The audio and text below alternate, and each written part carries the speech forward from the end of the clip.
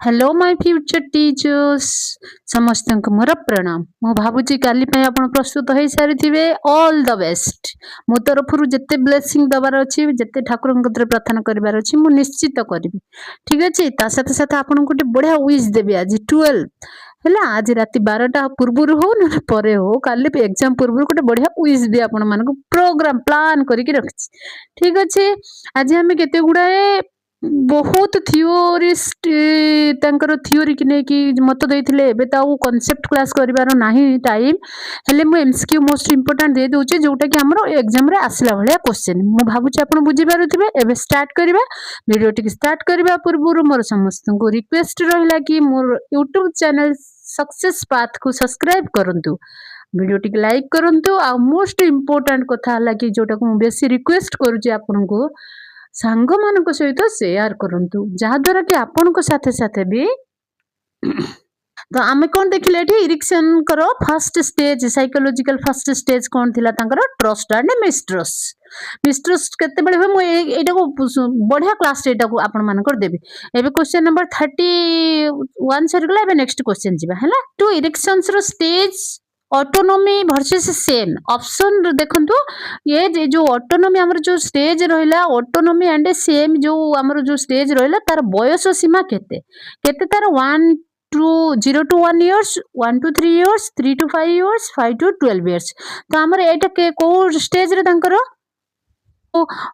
Stage रो कथा कहउचंती A answer हबो B 1 to 3 years. से मन जेते बेले 3 इयर्स रे स्कूल जीवा को स्टार्ट करंती सेते बेले से माने सेम टॉयलेट ट्रेनिंग तांको सेते बेले दिया जाय सेते बेले से सेम फील करंती। आ ऑटोनॉमी कोन की मु आपन को जेते एक्सप्लेनेशन करबी सेते बेले कहि देबी। तो ठीक अछि एबे बहुत लेंथी हे जिवो वीडियो पूरा 1 आवर वीडियो होची तो देखला बेल को मते सैटिस्फैक्शन लागोने और किछि दबा पई मु आपन मान को इच्छा होची। तो ठीक अछि एबे नेक्स्ट क्वेश्चन जिबा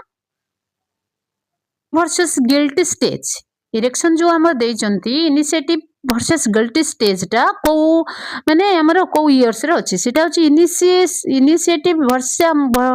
गिल्टी स्टेज टा होची हमर 3 to 5 इयर्स रे। ठीक अछि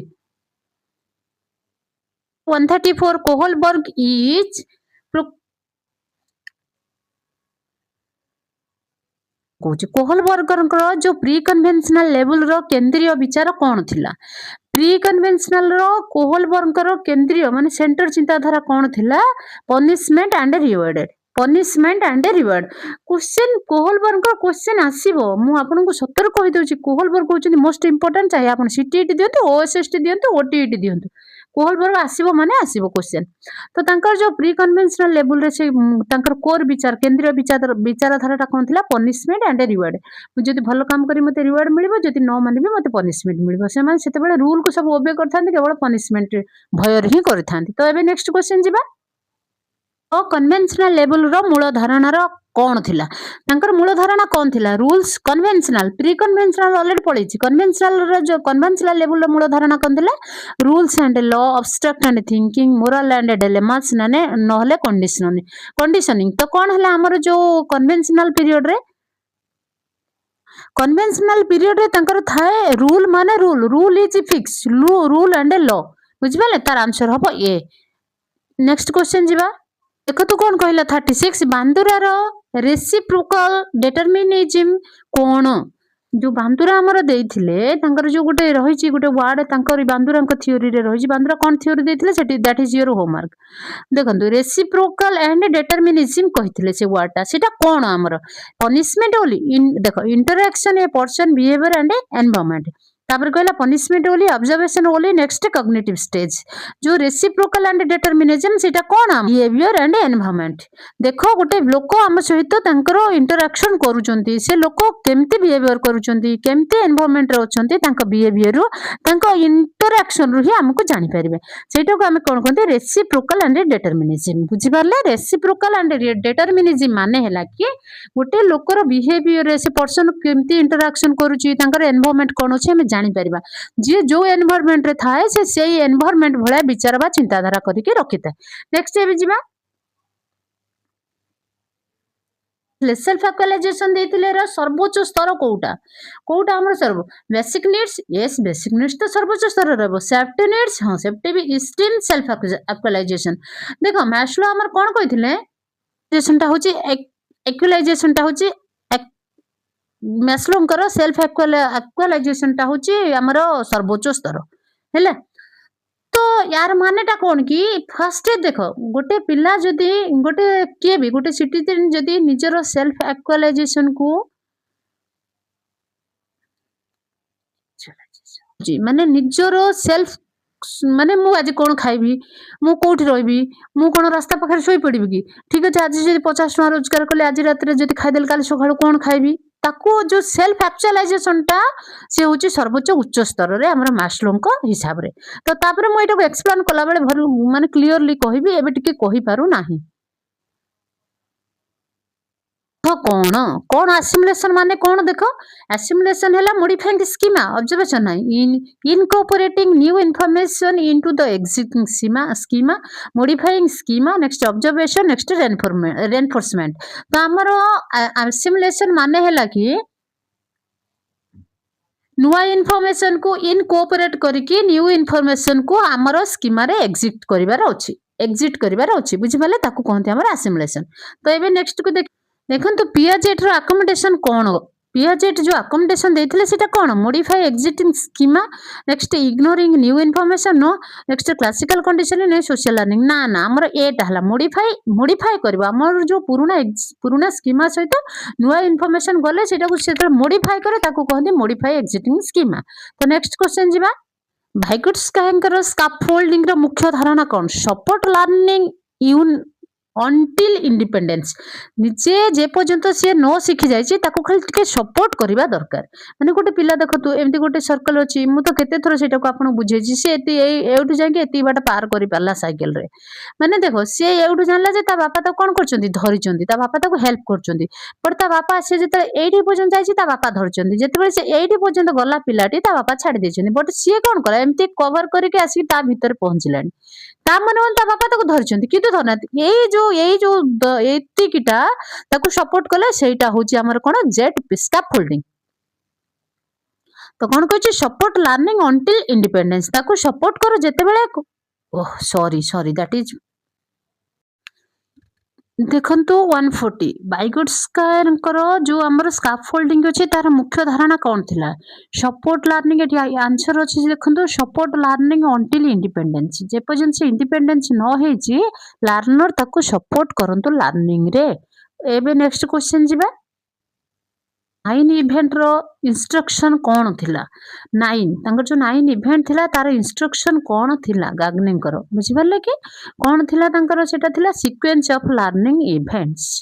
नेक्स्ट जिबा स्पाइरल करिकुलम कौन बांदुरांकर जो स्पाइरल करिकुलम जो वर्ड जो ये करथिले सेटा तार मानेटा कौन से बोले पचारिछि विथ इंक्रीजिंग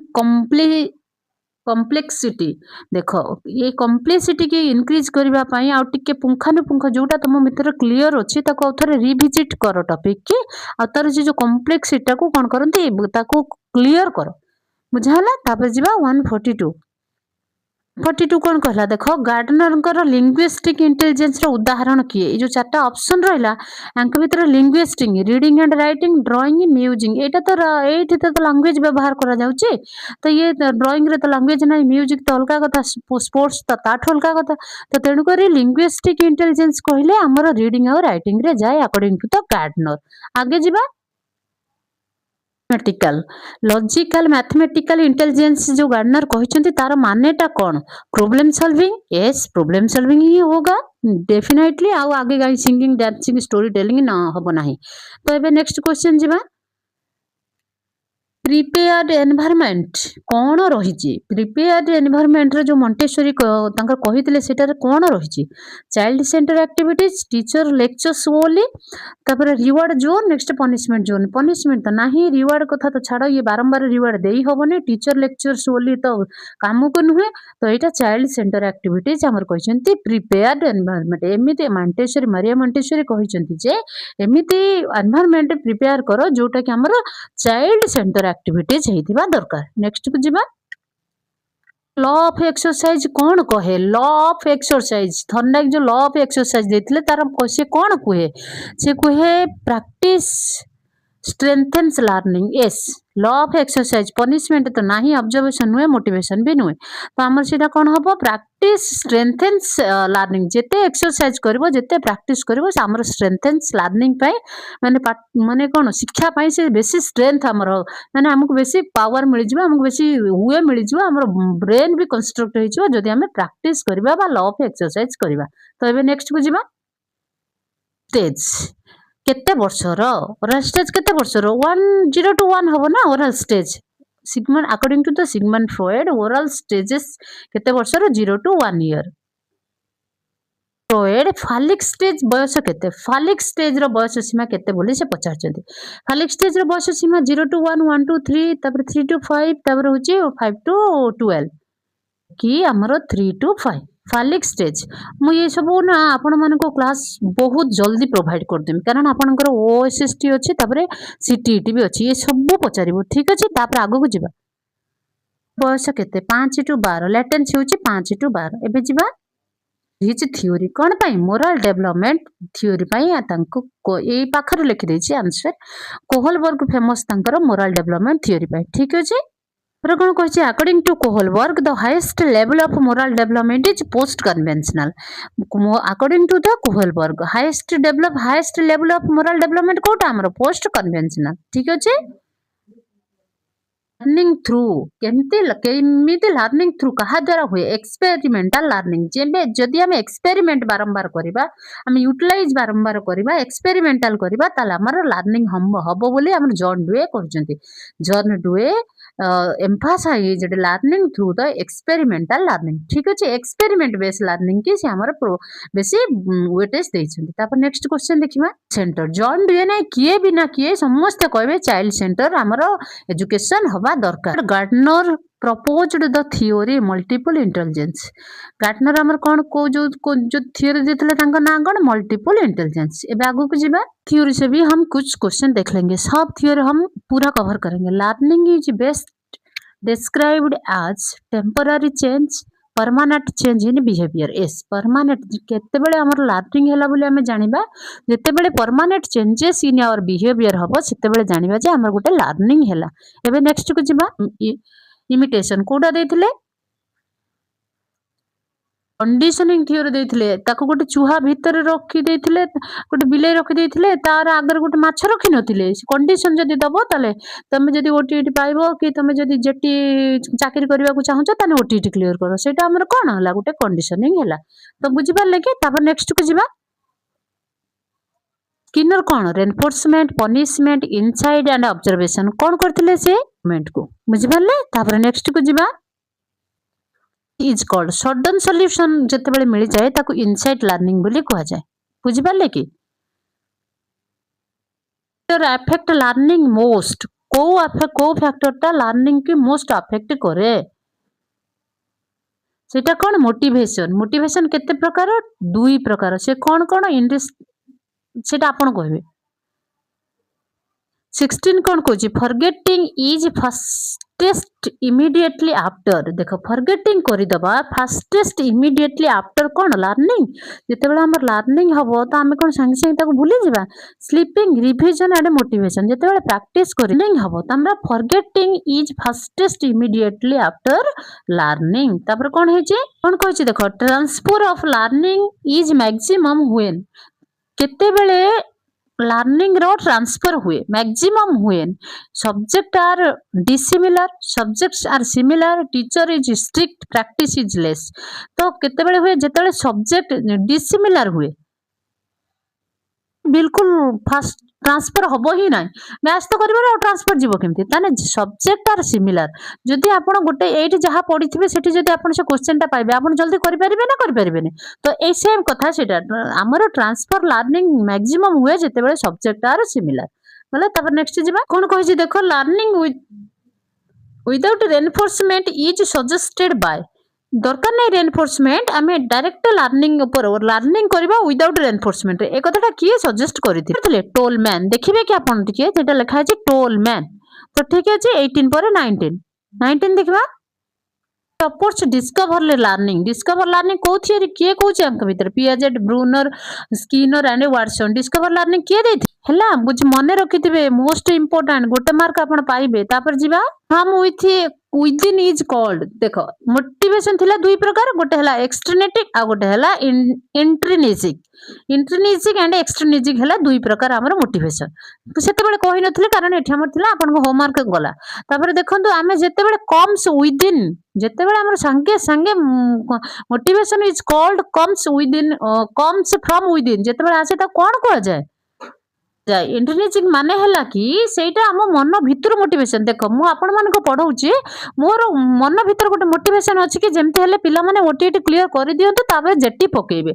खंडे चाकरी करबा त आजकल जहां हेलानी से केमती तांगर क्लियर हे जो मो मन भितर मु मोटिवेट अछि पाठ पढिबा पई तो सेटा विदिन ऑटोमेटिक टाइम हे गेले मु पळि आसुची 20 पर तापर जिवा 21 एटा मोस्ट इम्पोर्टेंट क्वेश्चन केते थोर आपण ओटीटी रे देखिथिबे आपण भी जानिथिबे इंटेलिजेंसी पर्सनालिटी क्रिएटिविटी एटा कोन देछि इंटेलिजेंसी पर्सनालिटी आ क्रिएटिविटी एटा कोन हमर इंटेलिजेंसी पर्सनालिटी और क्रिएटिविटी एटा हमर कोन एटा होछि हमर पिल्ला मानक पई बा लर्नर मानक पई गोटे गोटे गुड क्वालिटी पॉजिटिव जिंस ये छ मने रखिता हम एति पई पचारथुली एटा होछि गोटे होछि पॉजिटिव एस्पेक्ट जोटी क्रिएटिविटी देखिबे पर्सनालिटी देखिबे इंटेलिजेंसी देखिबे तो सेटा तांकर कोन पॉजिटिव पॉइंट रे जीवो कार पिल्ला मानकर बा लर्नर मानकर बुझि पारले तो एबे देखिबा आईक्यू कोन आईक्यू रो डेफिनेशन कोन आईक्यू रो डेफिनेशन ता कोन MA by CA into MA by CA into 100 MA by CA माने कौन MA by CA माने कौन आमे देखिबा टिके MA हला मेंटल एज MA कौन हला मेंटल एज CA हला कौन क्रोनोलॉजिकल एज तापर हला 100 तो हमको दिया जाइथिबो क्वेश्चन एटा सॉल्व करे पाई MA दिया जाइथिबो CA बाहर करिया कहिथिबो ना MA CA दिया जाइथिबो into 100 दिया जाइथिबो आमे तारा IQ बाहर करबा मोस्ट इंपोर्टेंट क्वेश्चन आपण लेखि के रखि दैथांतु ठीक हैला तापर आगु जिबा मल्टीपल इंटेलिजेंस अछि खाली गोटे इंटेलिजेंस नाही हमरो कोन कहछि देखो which is not a type of intelligence ये जते इंटेलिजेंस आ भीतर कोउटा नाही देखो लिंग्विस्टिक गोटे इंटेलिजेंस म्यूजिकल इमोशनल गोटे इंटेलिजेंस नै आ लॉजिकल देखिबा हमें इंटेलिजेंस कोउटा नुहे ठीक अछि तो एबे आगु को जिबा केते प्रकार 7-8 प्रकार देथिले काइंड्स तेन की बेथरे अछि गोटे तो हमें आगु को जाय के देखिबा